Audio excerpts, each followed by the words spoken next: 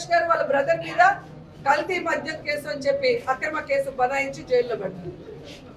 వాళ్ళ కొడుకు రాజీవ్ మీద కేసు పెడతారు. సాక్షాత్తు వాళ్ళ సతీమణి మీద కేసు పెడతారు. ఇవి చాలా అన్నట్టు గతంలో ఇంటి మీద దాడి చేశారు. ఈరోజు ఏకంగా పెట్రోల్లో యాసిడ్ కలిపి విసిరివేస్తున్నారు. ప్రొఫెషనల్స్ ని పెట్టి ఆ ఇంట్లో వాళ్ళని సమాధి చేయాలన్న ఒక ఆలోచనతోనే ఇది చేశారనేది స్పష్టంగా విజువల్స్ చూస్తే అర్థమవుతుంది. ఏం మాట్లాడేశారు అంబటి గారు, జోగి రమేష్ గారు అంతా ఘోరంగా నేను అడుగుతున్నా. ఏదో వాళ్ళు తిట్టారు కాబట్టి మేము దాడులు చేశామని సిగ్గు లేకుండా సమర్థించుకుంటున్నారు. ఏం తిట్టారో చెప్పండి. అలా తిట్టిన వాళ్ళ ఇళ్ల మీద రాళ్ళు వేయాలి, తగలబెట్టాలి అంటే సాక్షాత్తు ప్రధానమంత్రి గారిని నీచాతి నీచంగా మాట్లాడిన చంద్రబాబు నాయుడు ఇంటిని ఏం చేయాలి? మోడీ గారి గురించి, వాళ్ళ భార్య గురించి, వాళ్ళ తల్లి గురించి నీచాతి నీచంగా మాట్లాడాడు చంద్రబాబు నాయుడు.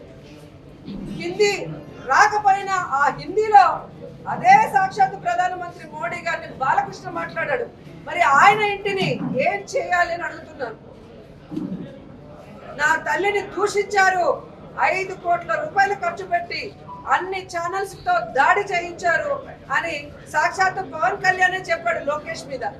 మరి ఆ రోజు పవన్ కళ్యాణ్ మనుషులు అనుకున్నట్టే లోకేష్ ఇంటిని ఏం చేసి ఉండాలి ఒకసారి చెప్పండి.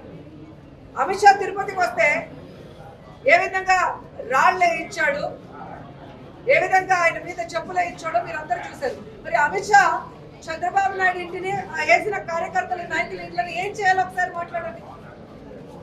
నా గురించి బండారు సత్యనారాయణ మాట్లాడాడు. ఎవడైనా అన్నం తినేవాడు ఆ విధంగా మాట్లాడతాడా? వాడిని ఏం చేయాలి, వాడి ఇంటిని ఏం చేయాలో ఒకసారి చెప్పండి. మీ తెలుగుదేశం పార్టీలో, జనసేనలో నీచాతి నీచంగా మాట్లాడతారు.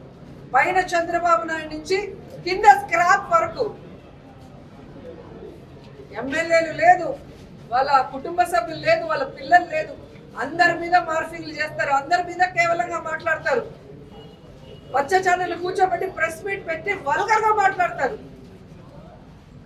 మరి మీ ఇళ్ళని ఏం చేయాలి, మీ కుటుంబ సభ్యులు ఏం చేయాలని ప్రశ్నిస్తున్నాను.